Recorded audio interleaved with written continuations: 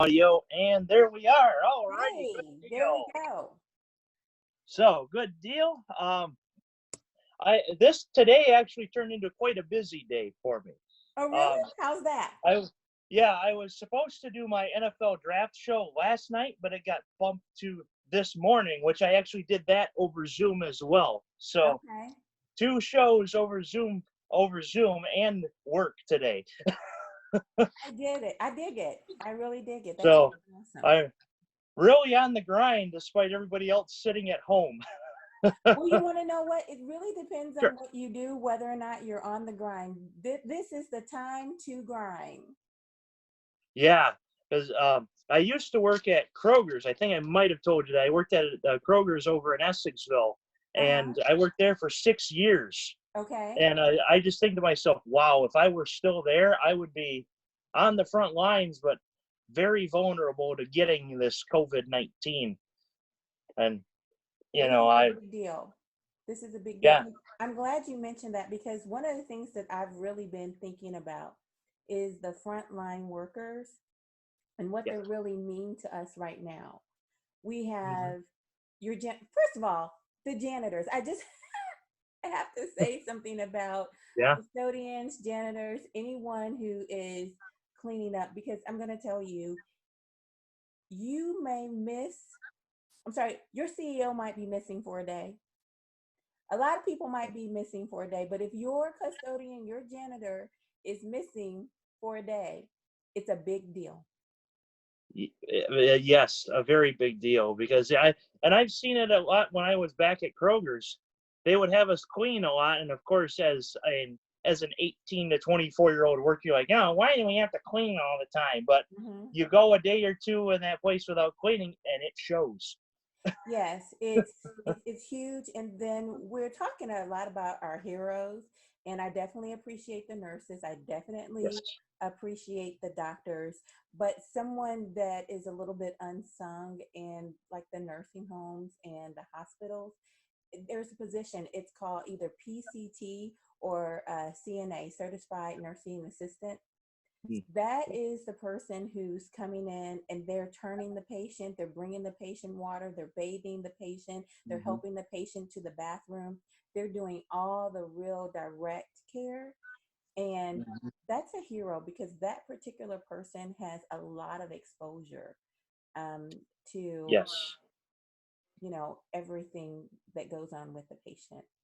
And so, Yes, and I've heard a lot. In fact, a couple of news stories I had to read today on the news was that the hotels in New York are turning into quarantine sites for mm-hmm, healthcare workers.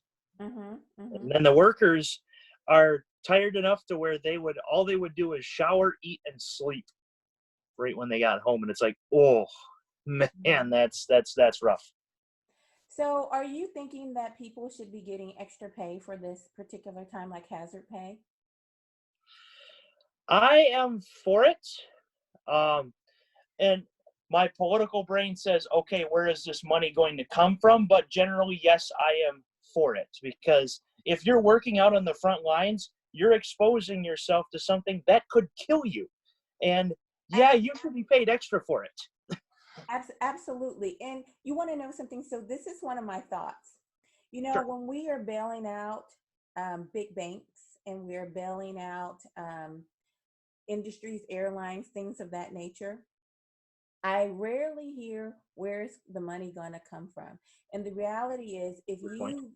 if you give money to a frontline worker, a CNA, someone who really is kind of paid paycheck to paycheck, or just has basically a month's worth of savings saved up, they're not going to keep the money. They're going to spend the money. The money's going to go back into the economy. And so it's going to generate wealth, you know. Yeah, that's a very good point. And then yeah, that you think about it, like a lot of the times I would get paid at Kroger's, I'd get the check and some Mm-hmm. of that would go You back spend it into at Kroger. groceries that, yeah, I would go back into the groceries that I would have to buy for myself or my parents. So that's a very good Exactly. point. Yeah, the money would just go right back into the economy. Exactly. So quite honestly, I really do not have a issue giving money to small businesses. I don't have an issue giving money to middle America, or um, people who are going to spend the economy. I mean, spend money in the economy. That that's really what makes our economy run. When we give money to people who are just going to invest it, give it to stockholders and things of that nature, it doesn't do a lot of good. Yeah, the money just sits until It just sits. It just sits. And I'm not saying that we shouldn't do really smart things. We should do really smart things, like we need the airline industry, and it's in big trouble right now. We should do very smart things and help it correct itself. That said, when it corrects itself, I don't want to, I'm sorry, when we give them that money, I don't want to see us do things like lay off people. I just gave you that money. Do not lay off people. If you lay off people, you're going to have to give it back. Yeah, that's the thing. I've read some stories about workers getting furloughed, especially in the sports industry, and it's like, wow, an industry that I have aspired to get to for years is laying off people because they can't play because people can't meet. Mm-hmm. That's very true. I don't know if we'll ever really get back to the days where we are, well, I shouldn't say never, but I don't know if we'll get back to it as soon as we would like to get back to it. Like, I would love to be looking at football this fall. Right. I'm not sure that's going to be happening, if anybody's going to actually be in the stadiums. Yeah, I had said on the show that I did earlier today that the NFL draft preview was probably the last event that I would cover for a long time because Mm-hmm. we simply don't know when things are going to come back. Like in the NBA, I'm going to just, oh, there we go. In the NBA, NHL, they don't know if they're going to finish their season. Uh-huh. And yeah, in baseball, they don't know if they're going to start their season. So and I had said it over Twitter, the next 10 days are going to determine a lot. And it's because if people do what they're supposed to do and stay at home, we Mm-hmm. could see more lifting than we think. It should be gradual. Yeah. I did an audio thing today for Governor Whitmer's speech. So yeah, my day was consisted of podcast, Governor Whitmer's speech, and news podcast. So There you a go. I lot of love it. on-air time today. I love A it. lot of on-air time today. But I did. So, what do you think about the governor of Georgia opening the state back up? The funny thing is, I saw an NFL meme that Huh? really that really related to it, and it was, um, so Georgia's got a 28-3 lead on this, and he's going to open it up. And I'm sure you remember Super Bowl 51, Yeah. Falcons 28-3. That's hilarious. Okay. You know what? This doesn't have to be about party lines for me. The reality is the governor is not even following the leader of the Republican Party, the leader of the nation. He's not following his Right. directions or instructions. The instructions say that you need 14 days of downward decline. He Mm-hmm. doesn't have that. Yeah, I remember reading the story that Trump said to Kemp that he certainly disagrees with opening things up as early as Friday. Exactly. I want him to do better. I want him to do better because he's jeopardizing the overall economy, the long term economy for those people. And then I'm not 100% sure how this works, but if the state is open, doesn't that make them ineligible for certain benefits under COVID-19 rules and regulations? I've yet to see that, but I wouldn't doubt it. Mm-hmm. I would, um, yeah, I haven't really read into all the phases in that, I will be honest, but it would not surprise me if that was the case. So it's not good to do things premature. Right. And he could save people a whole lot of trouble. if he didn't do that. Right. And as far as the party lines goes, we look at Michigan, Governor Whitmer, Democrat, stay-at-home order effective through April 30th will probably extend. Ohio, Mike DeWine, Republican, stay-at-home order effective through May 1st. So it's exactly what you're saying. It's not a partisan issue. Right. Because Corona can get you Democrat or Republican, young or Exactly. old. It can get you. Exactly. Too bad he wasn't drinking a Corona right now. Hey, you want to know what? The sales for Corona beer has actually gone up. Wow. I remember it took a huge spike down, and now it's gone back up. But now it's back up. And then, even though they recently stopped making it, but it had something to do with the plant or whatever. And then I got another one for you. I got another one. Do you realize that I think it was in Italy, but some parents named their children Corona and COVID. Oh, wow. There you go. That's interesting. In memorandum or, well, you know what? I can't tell you the motivation. I cannot tell you the motivation. That one's a bit tough for me to think. Okay, because as a Michigan fan, I have heard about brain tumors that people in Ohio have named Michigan. Oh, wow. You know, to beat Michigan. It's like, I get it. As a Michigan fan, I get it. And on the other side, we name it Ohio State. It's like, yeah, I guess I'm for that cause too. But it's like, that's something you would name a rival, not your own offspring. It's like, okay. You know what? I'm not really sure when this creative name giving really start taking place, but I remember Gwyneth Paltrow named her child Apple, and Michael Jackson named the baby Blanket. That was in the 90s, right? Okay, yeah. Apple, Paltrow, and Blanket Jackson. There you go. You gotta love it. I mean, so people are just really creative, really liberal. There you go. Yeah. Liberal with their names. And then of course, the latest one being Northwest. I was just about to say that. Yeah, Northwest. And don't they have a baby named Psalm?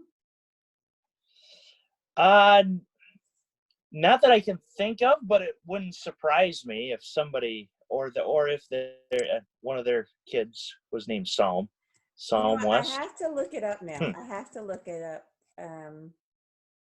Gotcha.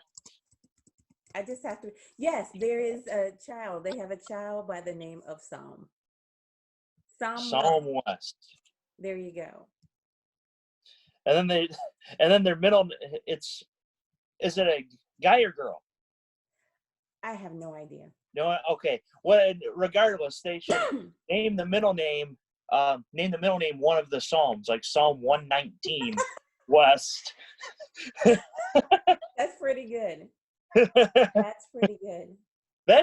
And this now you've really tapped into a part of the show that I always like to throw in puns and zingers every now and then.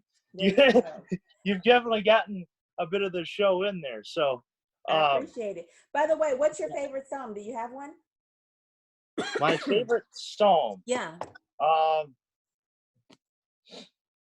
Wow, it has been a long time since I read any of the Bible, and that's sad. But oh my gosh. I'm glad I motivated you. Psalm 119 is a good one. Yeah. What was it? Psalm 23 we read in confirmation. There was Psalm 23. Yeah, that one. Yes, Psalms we read at confirmation. You know, those Psalms that as a kid you had to remember or else you weren't going to get confirmed.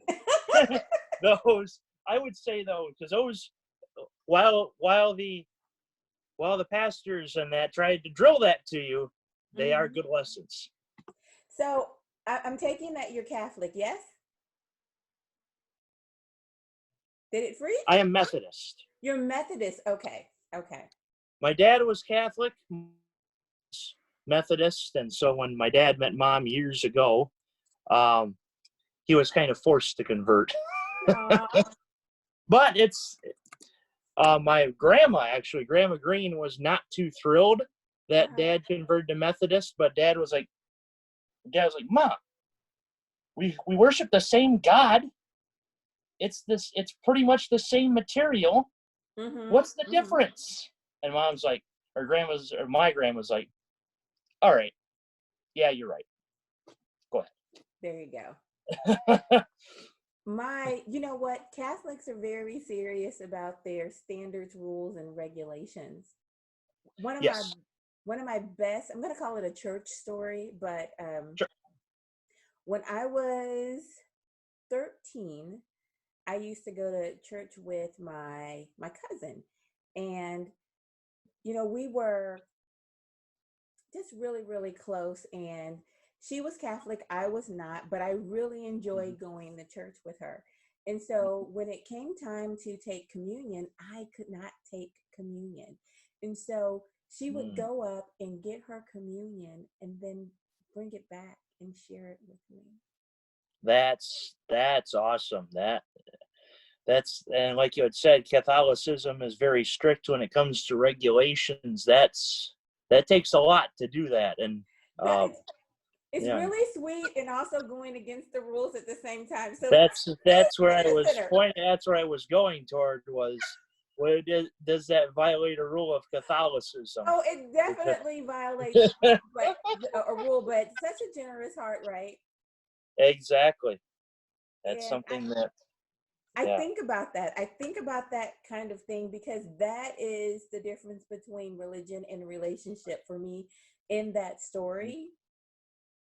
Because on the one hand, she is desperately interested in her relationship with God and bringing me on board and making me a part of her relationship, right? Sharing her faith with me, the community of Christ. At the same time, religion says, no, that's not what you do. And so, two very naive girls just wanting to love the Lord right there, yet breaking the rules. More of a do as I do, not as I say type of learning there in religion. Because you commonly hear do as I say, not as I do. Well, in that case, it's a do as I do, not as I say. You know what? I can't make right or wrong out of that story, but I do know this. I do know that it made me feel loved, and I was very thankful for her doing that, and it made me feel included, and I appreciate that. Yes, and that's what religion is supposed to entail. But unfortunately, a lot of people are too much worse, and you would see that in Catholicism. Really, really rigid. So I don't know. I think that God forgives her for that. I And think me he too would. for taking it, because it's like one of us was the in the doing the robbing, the other one was the driver. We were both Right. we're both involved in the crime. But at least it was for the greater good, even though it may not have been religiously following the rules. God has a way. There you go. God has a way. So that's actually great pre-show content. I'm glad you recorded a lot of that because I might very well include that after I receive your info, or I mean your thing. So with that being said, I'll just run a sound check real fast on my Audacity here, and the question I have for you is: have you ever watched Impractical Jokers? I have. And who's your favorite Joker? Oh, I don't know their names, but I know they're all very naughty. Okay, Murr's the one that looks like a ferret.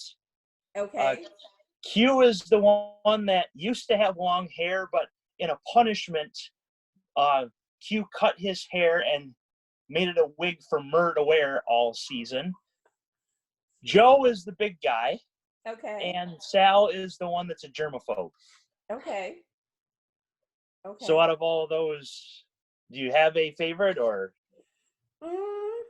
You know what? So we kind of talked before about how I'm a relationship kind of person.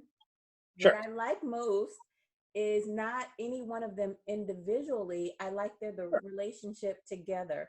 I like how they relentlessly tease one another, but there's so much love. Yes, that's part of it. With that, let's see, that show started back when I was in high school. In fact, back at Essexville Garber, they still go like 8 to 3:15. Okay. I would stay up a little later just to watch Impractical Jokers. Oh, wow. Good for you. Audacity here, and the question I have for you is, have you ever watched Impractical Jokers? And here's your answer. I have. Okay, good. We have good sound there, so we're going to go new. And, alrighty. And that show has, I've been in some really down times, not recently, ironically, but there have been some times where I felt really down. I would turn on Impractical Jokers, and man, my mood would be so much better. Because they're silly and they're just you know what? They're mischievous. They're so mischievous, and they get a lot of enjoyment out of torturing one another. And the thing is, another thing that makes it hilarious is the other guys laughing at one of them are in the it's kind of like, okay, there's 4 of them, and you're kind of like the fifth teammate. Oh yeah, the 5th Joker. Yeah, you're the 5th Joker. They've actually done a couple episodes where they brought in some guy from a contest as the 5th Joker, and there's a couple episodes where they have the crew do the challenges and the Jokers sit back and watch. Hey, there you go. Actually, maybe they would be a good fit for, I think it's called the All In Challenge. Are you familiar with that? The All In Challenge. Can't say that I have. Let's see. All In Challenge.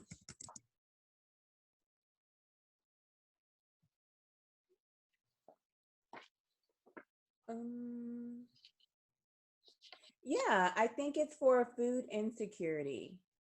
Okay. It has to do with COVID-19. Yeah. So the All In Challenge. Okay. So, yeah, it's worth looking up. You got a walk-on roll. There's a couple of things here. You got a walk-on roll with Robert De Niro and oh my gosh, it's not showing me his name. It's Robert De Niro. Oh, Leonardo DiCaprio. Okay. You got a walk-on roll with him. You got Ashton Kutcher on here. My favorite one is Ellen DeGeneres. You get to help her co-host the show. Oh my God! So spend the day with Impractical Jokers. That's on here. Oh wow! It is. There we go. Yeah. Yes, I will definitely have to check that out. Yeah, it's called the All In Challenge. The All In Challenge. So, not poker. No. The COVID-19. I'm going all and like so James what they're doing is all the chips, please. Yeah, they're dedicating. I'm sorry, they're giving the money to charity, and you get to spend a little time doing something that is really beneficial that you'd enjoy. My personal favorite will be hanging out with Ellen. But I have to tell you, hosting her show with her would be really, really nice. But I'll tell you, honestly, a dream job for me, it would be to give away Ellen's money. Yeah, to have all that money just to give away Ellen's Game of Games and all the interesting stuff that she does. Well, yes, not just her money, but she makes it a point of making people's dreams come true. Mm-hmm. And I honestly love to make people happy. I would like to be the person that knocks on the door and say, here's all this money, or you're going on this trip, or whatever it is that their heart desires. I would like to be a Mm-hmm. part of that. That would be a dream opportunity for me. So I don't know, maybe in lieu of hosting her show, she would allow me to participate in that. That would be amazing. That that would be something else. So let's see. Right before I go ahead and get started here, so you're just Erika Atkins, or do you want to be known as Dr. Erika Atkins, or are you not even a professor? Because I thought I saw something about professor. Maybe No. I. So Okay. yeah, an instructor, but I don't get to be called doctor until you earn your doctorate, and I've not earned my Oh doctorate. man. Alrighty. But Gotcha. no, you can call me Coach Love. There we go. That's Oh, a real thing. okay. That so how does that work? Um, in all of my roles, initially, I'm trying to do two things. I'm motivating people and I'm advocating for Mhm. people. Those are the two things I do. Now, I might do that in a different way for each individual person or each individual role, but the reality is that's what it boils down to. And so, some people call me Coach Love. Sounds good. I'll have to definitely mention that on the show. So, without further ado, let's roll. Hold on, I have to sneeze. No, you can go ahead. I'll start. Okay. All right. Welcome to another edition of the Tom Greene podcast. In this episode, if you've noticed, I have definitely gained a good following on LinkedIn, and I've gotten a lot of new connections over the past couple of weeks. And one of them that reached out to me is Erika Atkins, also known as Coach Love, and she is going to talk with us today about job interviews and different aspects of that nature, I guess I would call it. Dr. Love, welcome to the show. Hi, how are you, Coach Love? Coach Love, thank There we you. go. Yep. Yep. Yeah. Gene Simmons would probably want to sue me, but oh well. Good to have you on. I'm doing great. We had a very good pre-podcast conversation, I and know we it was are here. lively, right? Yes, very lively. A lot livelier than I thought at first. So, without further ado, we're going to break down some of the stuff that you do, and we're going to talk, of course, about because one of your things is being an interview coach. When I saw that, I'm like, perfect topic for the show, job There we interviews. go. So first, we're going to talk about life as a program director / executive director. So, Coach Love, tell us a little bit about that. So, really, in my two roles, my main goal is to do two things, and that is to motivate and advocate for my clientele. And so, what does that look like? This is why they call me Coach Love, and it's because I will cheer for you, I will advocate for you, and I will blow the whistle at you. Okay. And it depends on your behavior, what's going to have. But the bottom line is if you're doing a great job, I am going to be the loudest person cheering for you, rooting you on, and telling you to keep going. If you're out of line and you're making a foul, I'm blowing a whistle at you and I'm saying, hey, go this way, change this, let's work on this. At the same time, if if you are the person who is working against yourself, okay, I am going to fight for you. And as a matter of fact, I might fight you if you are in your own way. Okay? And at some points for a lot of people that is the case. I've noticed at work sometimes I'm the hardest on my own damn self. But continue. Well, you know what? It's not a point about being hard on yourself. Sure. It's constructive criticism is good, um, even Mhm. if it comes from yourself. That's just a part of self management. That said, beating up on yourself is not good. Okay. Right. Right. So you have to have positive, productive self talk. Okay. Now, Mhm. you shouldn't talk to yourself any way that you wouldn't allow someone else to talk to you, right? Right. So make sure that you're having positive self talk. Make sure that you are following up on your dreams and your goals for yourself. Make sure that you have some motivators in your corner. Okay. Someone Yeah. who is giving you good advice, and then take the advice. Okay. But examine the advice and make sure it works for you. Yes. Yes. One of the things that I was taught many years ago back at Kramer Junior High, Mr. Lewis, my band director, he had said that prac- practice doesn't make perfect. Perfect practice makes perfect. Now, you don't have to be perfect at what you do to be perfect, but that tells you you have to kind of, spinning on your point there, you have to take the advice as it's given. Is it good Absolutely. advice? Take it. If it's bad advice, Mhm. don't take it. You want to know what? One of the things that I would tell my younger self is to get the right people in your corner, get the right mentors in Mhm. your corner. One of the things that I would say is the difference between succeeding and just being marginal is having great mentors. And that's something that people should actively seek. You know, you're not going to be born with the right people behind you. It's okay to seek out people who are smarter than you. It's okay to seek out people who are doing a great job and something that you want to do a great job in, and just say, is it okay if I get a little advice and information from you?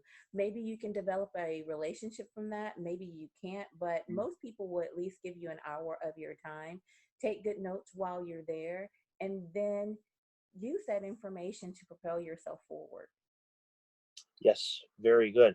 Very good advice. And um, because going back to the positivity and being positive, in fact, one of my one of the many different reporters that I have been around. If you look back into some of my posts, I've posted that I've met quite a few different sports reporters over the Uh-huh. years. One of them is Kelly Kroll, Mm, and she just got hired by the Atlanta Braves for Fox okay. Sports South. She used to work for NBCSN Chicago for the Cubs. As a part Cubs fan, I would see her a couple of times, once or Okay. twice a year, and she had told me that I'm one of the most positive people that she has ever been around, and that really hit home. I'm like, Aw. wow.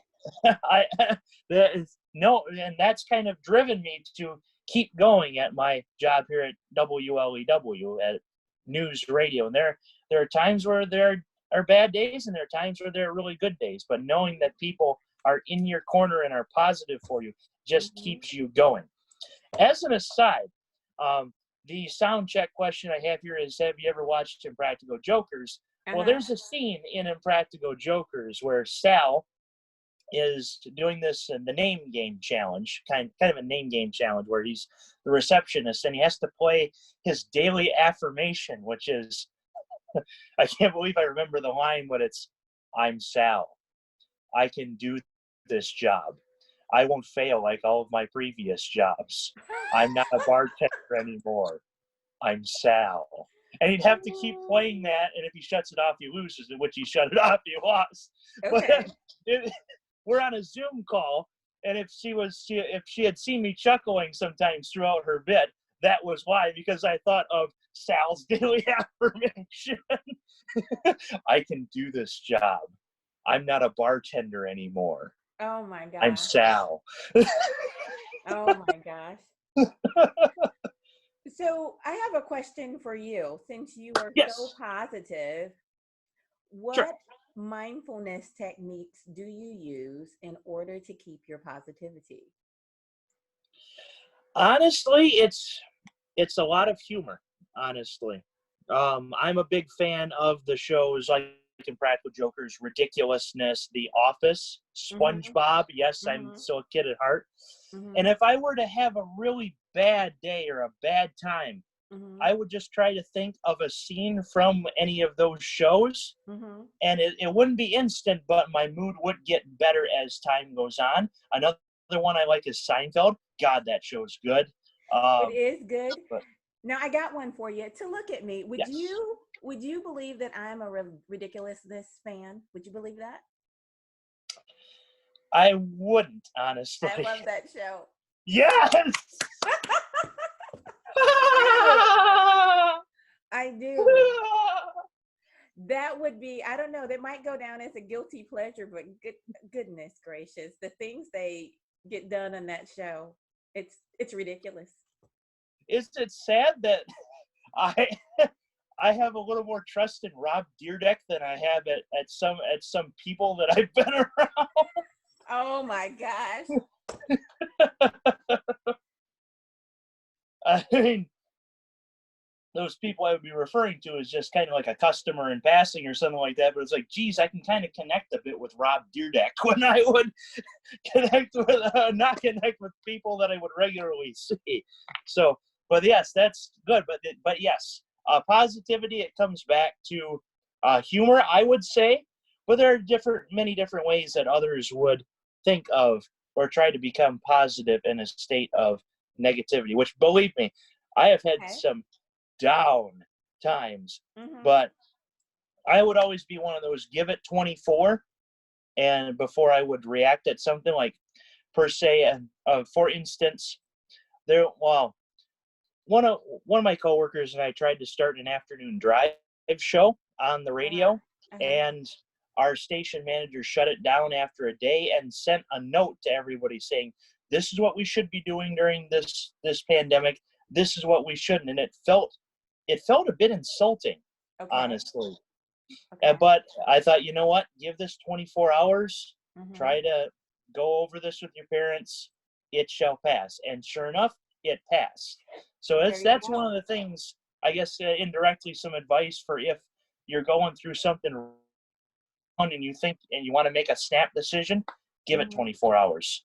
Then, I like then it. make a Give the decision. opportunity for the emotions to drive, to die down. Hmm. Our body naturally doesn't like change. As a matter Right. of fact, that's one of the things that's hard about being quarantined, that we're Yes. going through, because it's a change. People want their everyday routines back, Hmm. But in the grand scheme of things, staying at home to save someone's life is not too bad, right? Yeah, I mean, heck, there was I wouldn't call it quite a meme, but it's something that really hit, and it's like your grandparents or somebody went to war for 4 years to Mm-hmm. support you. You can sit at home for 2 weeks to support them. Well, yes, I'm with you. I've often made that comparison to the greatest generation. The Hmm. greatest generation, and quite honestly, previous other war veterans, they got their arms shot off, they got their legs shot off, they went away from their family. Some people did 2 tours of duty, or even more, and they were asked to stay away from their families in order to save lives. Our generation, is asked to spend time with our family to save lives. I'm sure they would have traded places with us in a heartbeat. I'm sure they would, and this is a lot easier than going into combat, which I would imagine a lot of healthcare workers at this point feel that way, and our prayers and thoughts are out to all of them that are fighting this on the front lines. But yes, it's a lot Mhm. easier to sit with your family than go out onto the beaches of Normandy or something like that on the Mhm. front lines at war against another country or power Mhm. to save your own country. And don't you feel that, if you go out too soon, or if you're just, mm, if you go out to the park and you're not respecting, the 6 foot rule, social distancing, that you're just kind of Mhm. squandering people's sacrifice a little bit there, being disrespectful or not honoring their their sacrifice. Yeah, that's the thing is it goes back to a high school musical tune, but we're all in this together, and we literally are. We all have to do our part, and if we don't, this thing goes on longer. Absolutely. Ultimately, if we don't social distance, if we don't wash our hands and just do all of the things that keep the germs down, we're ultimately hurting ourselves. And we're hurting the timeline of things getting back. We're hurting sports coming back. We're hurting economy. We're hurting everything. Wait, If it we don't, ultimately boils down to we're hurting sports for you, right? yeah, You need sports to come back. yes, Okay, there we go. there That's we the go. beginning and the end. It's Some need pretty sports much, to come back. yes. Hmm. So moving on, do you have any sports experiences or something that's really set? I guess that's really set with you for a while in the world of sports, or do you have somebody that you've I was mentored a or lectured with phenomenon. you? I was a phenomenon in high school in sports. No, not really, but I did hold my own on the track Okay, team. You know, I'm gotcha. 5'1", okay? I'm Okay, 5'1". I haven't grown since high school. You know, I've just always been a short girl with powerful legs, okay? But okay, I earned the nickname Possum. It was actually given to me by a friend of mine. He was on the track team with me. His name was Conan. Okay, and of course he did boys track and I was doing girls track. But anyway, right. he called me Possum because my legs were so short, but they would move like that, like really, really fast. And I don't even know if that's accurate that a possum's leg moves really fast. But anyway, that's what he called me. I ran the 100-meter dash. I also ran the 4x4. Um, I also got tasked to run the mile a couple of times. I did not do well at that. I am not a distance runner. You can only run really fast for so long with short Right. legs. But I did hold my own on the track team.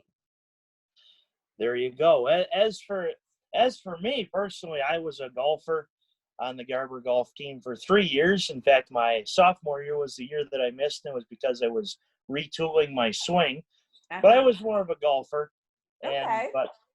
but for years and years, I was always a fan of the professional sports as Detroit sports fan across the board, plus U of M and Cubs, Tigers and Cubs in the Wait, MLB.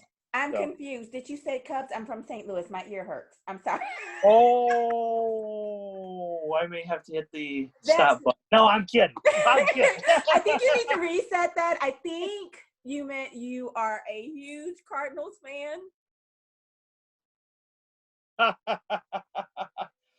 Well, I will say the Cardinals have 11 titles versus Chicago's 5. So you've got me there. So you know what? That's the thought of it. But I'll just tell you, the Cardinals' history is so rich. It's just so rich, and the fan base is also very powerful. The Cardinals are not just a baseball team to St. Louis. You know, they're a part of our culture. Mm-hmm. And so Yes. exactly. Exactly. And so that's why I'm just needing you to, become a Cardinals fan. Well, thankfully, on your end, my first team has always been the Detroit Tigers. So I've always Did been you on the say AL. Cardinals? These are different. But that's another thing. But that's another thing. She'll just mention 2006 to me, and I'd be like, oh. That's just one of those things. My Yeah, favorite World Series with the Cardinals is 2011. against Texas. Yes. When Texas when Oh yeah. Texas seemingly had that World Series in their hands, and then David Freese literally froze it from their hands and brought it to the city. Yes. Yes, oh my God. When I think of it, it makes me excited all over again. It meant so much to me. I remember being glued to the television that very last game, and plus my niece was with me on that day, and we all set up and watched that. It was me, my niece, and my mom, and we set up and we watched the World Series game, and we were so happy that afterwards we had to run out the house and get, of course, ice cream. There you go. And so, yeah, that's Cardinals having 11 championships versus the Cubs 5 and Detroit's 4. So there you go. You got more championships with one team than I have with 2. There you But so wait. So what I hear you saying is that you're a Cardinals fan. well, I will admit I rooted for St. Louis in 2013 because I was a bit spiteful at the Red Sox because I thought Detroit should have won that series with ease. But Okay, I'll unfortunately, take it. yeah. I'll take But it. unfortunately, bullpen cop happened. I'm sure you probably remember that. David Ortiz's grand slam bullpen cop. And that just killed the series, killed the rest of that series. And It did. It did. unfortunately, Boston It ended did. up winning that World Series. But I will tell you, another reporter I like and that you probably get to watch all the time, Erika Weston from the Cardinals. I Yes. like her reporting. Yes. Yes. Beautiful job. Yes, definitely. So I've mentioned both Cubs and Cardinals here on this show, Crow and Weston. So back to But you like the back Cardinals to the best, right? she's trying to get me to convert. Shout out to That's my friend right. Alex. That's right. I Yeah. need you to get hypnotized by all the titles. Ah. All the World Series wins. Oh boy. Yeah. Tom Greene loves the Cardinals. Tom Greene loves the Cardinals. Shout out to my buddy Alex DeWitt, who is from Bay City, who is a big Cardinals fan. So I hear it all the time from him. There too. you go. So Thanks, Alex. so I'm just used to hearing about it. So moving from Cardinals and sports experiences to today's college student, because a lot of parents probably saw their kids coming home from school and think, oh, they're on an extended summer vacation. Yeah. They're not. No. They are not. Not even the professors either. So give us a little bit of advice for today's college student that's probably still drowning in homework, waiting for that final exam to come and say, "Whew, the finish line is here." Well, you know what? My first thing is don't take that attitude of I'm finished. Make this, I mean, seriously, you got to change your mindset. Sure. I mean, how many opportunities do you get to set your own pace to do your own work? Okay. So nobody's going to tell you to quit talking in class in this scenario. And you basically can work with your friends all day long if you wanted to, right? You could just connect. And so honestly, I was talking to my nephew and I shared with him a study technique that I used to propel myself forward. First of all, I wanted to say I didn't learn how to study until I was in college. I didn't get it. Then when I finally figured out how to study, I felt like I was cheating because I knew all the information. I was like, is this what it is? Now, I said all that to say I really wasn't the best student for a long, long time. But now I figured out that the very best way to learn something is to pretend like you have to teach it, even if you don't have to teach it. So become a subject matter expert on whatever it is that you're trying to learn for the moment, and really break it down and find somebody to teach it to. And so he's starting to use this particular technique. He has a couple of buddies, and each one of them, they're breaking down a subject and then they're going to teach it to one another. Now, I did tell him to step it up just a bit, and make it like a challenge and do it like an Instagram challenge. That way, as they're studying for their classes and their ACTs, they can keep one another motivated. I never miss an opportunity to brag about my babies. He's on the football team at CBC in St. Louis, Missouri, and his name is Raymond Lingard. and he did beautiful this season. When he's gone, he has two state championship rings. Now, that said, There we, that said, there we I go.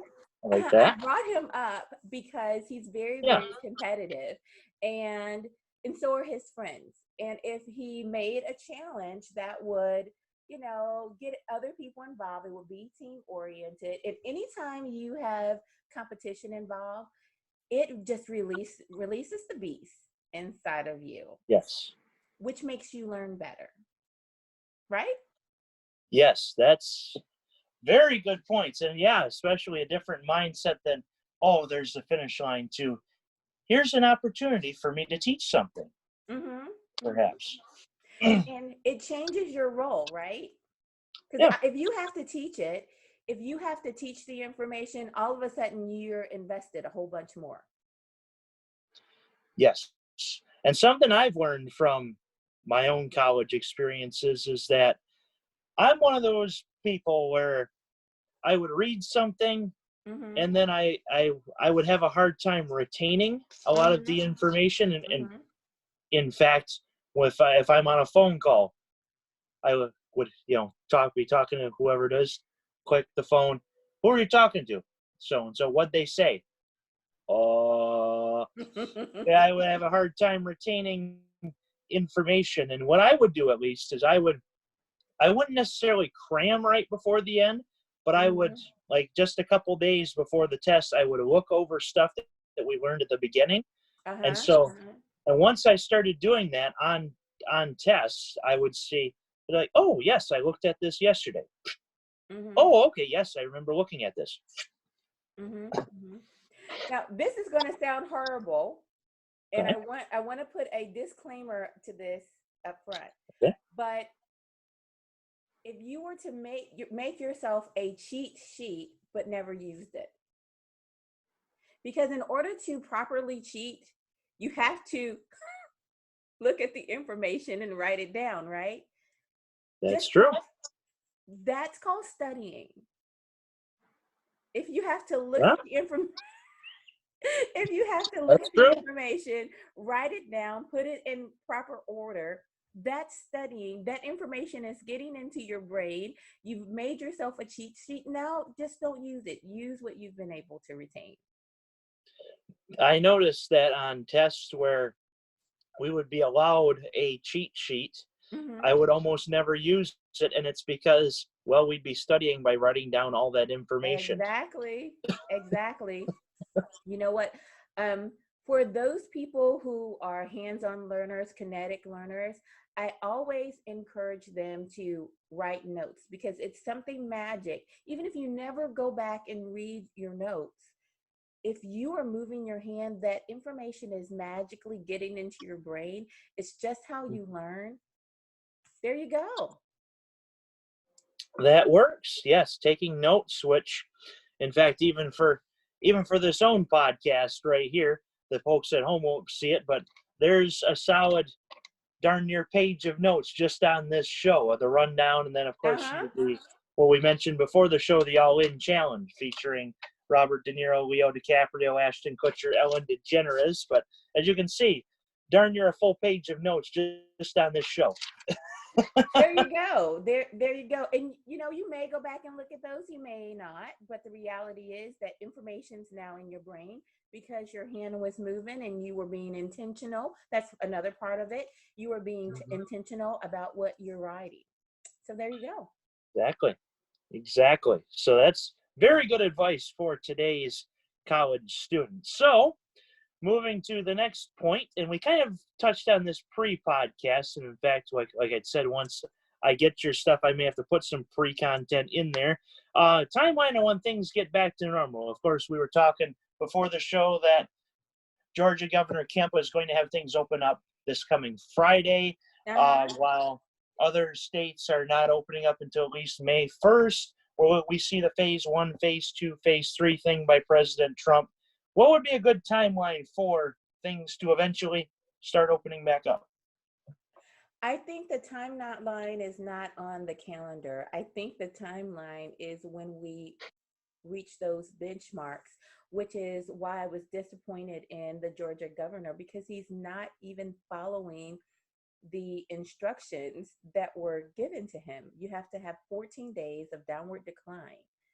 He's putting Mhm. his constituents at risk for no reason, for no good reason. And so that's disappointing. Mhm.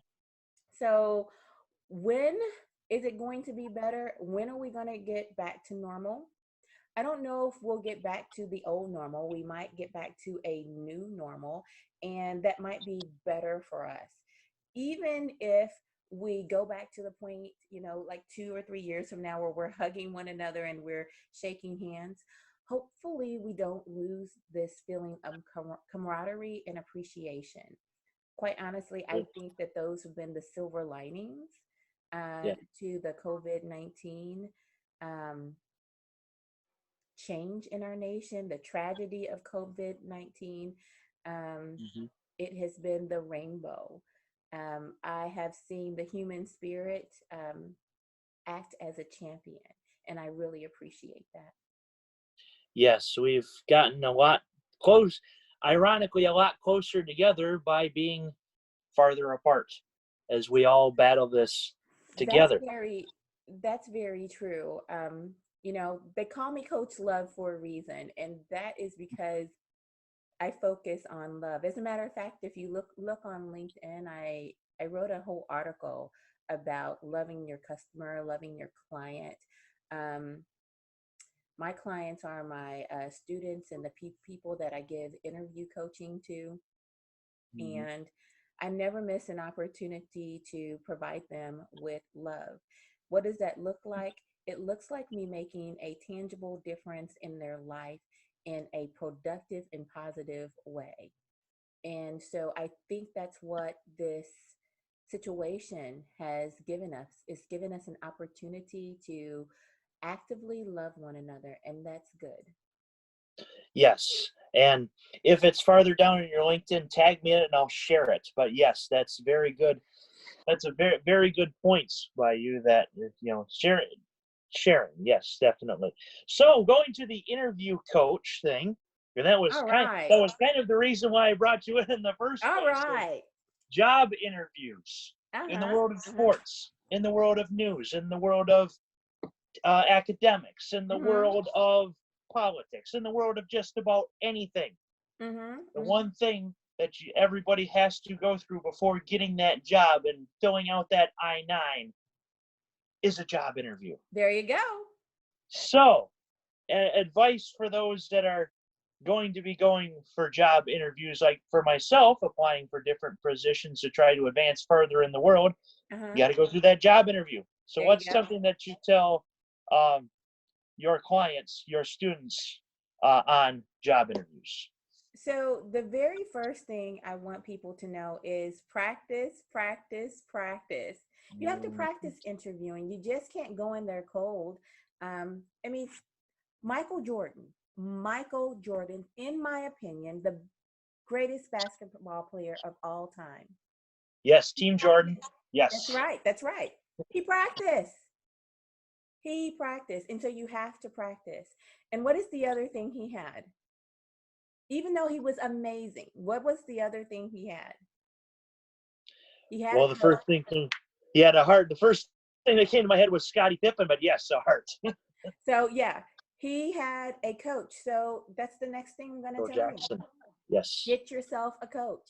And maybe it's a person like me that you bring on as a paid member of your team, but maybe that's not in your budget, right? You can still get a really good friend to practice some well known interview questions so that you'll be prepared, right? And Yes. hmm And then the third thing that you can get is that you can get a teammate, Scottie Pittman. Now, what is a Yes. teammate going to do for you? You can look at someone else and watch the way they play ball, watch the way that they answer the questions, and then pull from their answers and say, oh, I like that. I think I'll start doing that now. So bring on some team Right. members so that you're not going through this process alone. Every good idea is not going to be in your head by yourself. But when you see others, um, you pick up on their good traits, right? So do Right. it. Exactly. Having a teammate, having support, all that. And one thing that right away from start, I think part of the radio story is that actually this podcast was her supervisor, and she gave me a call. So that's how I got my start in radio. But that I learned just Now, would you mind the saying guy that that again? You are starting to break up, Tom. okay. So my supervisor actually heard one of my podcasts and called me. Oh, I was in the okay. middle, Okay. yeah. I was in the middle of the Garber Coaches Show project when that happened. So I finished Oh, my okay. project and then went on to the radio. And one of the first that I learned is from the guy that now I've replaced as a full timer after a month of part time. But one thing he said to me was, every time it's like, think you're speaking to a crowd when really you no one. And when you have that professional, it will come natural. Like this podcast right here, right now. In fact, You know what, Tom? Maybe we can get on the yeah. phone because you're breaking up just a little bit. We can still record this on Zoom, but let's get on the phone so I don't lose you because you're frozen right now. Oh, I'm going to ring you oh, and we can still talk through Zoom, but I just want to hear you a bit better, okay? that'll work. Now, unfortunately, I'm Having that. going to encourage you to repeat a few things that you just said. I hope Okay, you're I hope you're okay with that. that's fine. Uh, so Oh, we now I might. see a really pretty picture. Oh, is that you? Who is that? I didn't mean for you to completely go away Oh, though. that's the Penny Taft from Fox Sports One. Oh, okay. So why am I seeing this picture? Is it because your connection broke?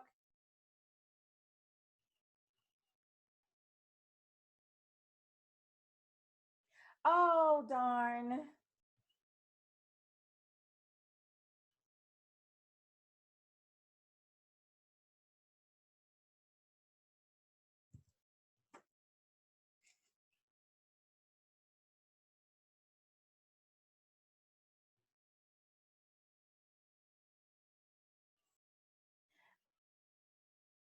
People that I had met there, I'm like, she's the one that's probably going to go the farthest out of this group.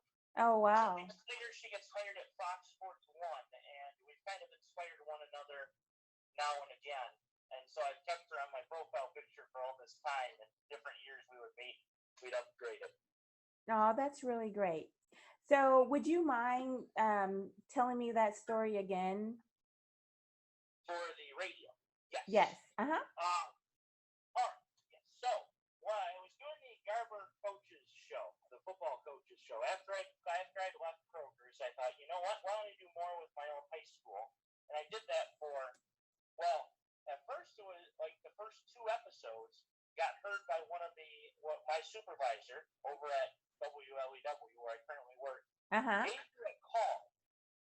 I finished the project, got onto the radio, and then one of the first things I learned from now the person that I've replaced full time because he left abruptly was that being on air is like an interview. Oh, okay. When you're on the air, it's like you're speaking to thousands, but yet you're speaking to no one. When you have Mm-hmm. when you develop that presence, it comes natural. And what I was about to say, and now I will, is that 2 weeks ago, you had never even heard of me, and I had never even heard of you. Very true. It feels like we've known each other for a while. Very true. That's how connections work. And you want to know what? Speaking of that, that's just another tip that I would give to someone that's looking for a job. Never waste an opportunity to build a connection. And I'm going to say this way because most people say, well, network, network, network, network. What do you mean by that? And what I mean is build a connection, take some time to actually get to know someone, perhaps build a relationship, but at least create a warm connection. That way, if you need to go back to talk with that person, ask them a question, you have an open door. Mm-hmm. Definitely. So yes, have that open door, and yeah, part of, and as I've been saying in LinkedIn the past week, networking is three syllables. Net, Mm. work, ing. Well, what's the middle syllable? Work. That's what you have to do to utilize the connections that you make in networking is Mm-hmm. by the work that Mm-hmm. you do. Absolutely.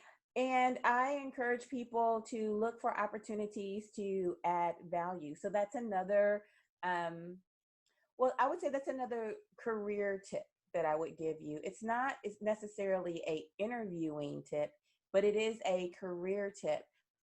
Actively look for places where you can add value, where you can make a difference, where you can create a impact. Look for opportunities to align your skill set with the company goals. And that's just not, something that you use one time.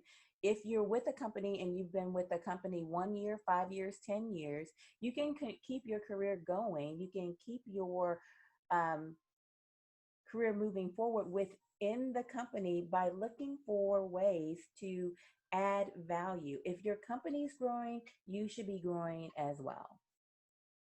Yes, and with every really these what am I thinking of? There we go. The saying that we all know, I hope, is learn something new every day. Well, we really have to do that in what we Mm-hmm. do, or else what exactly are we doing? How are we growing if we don't learn?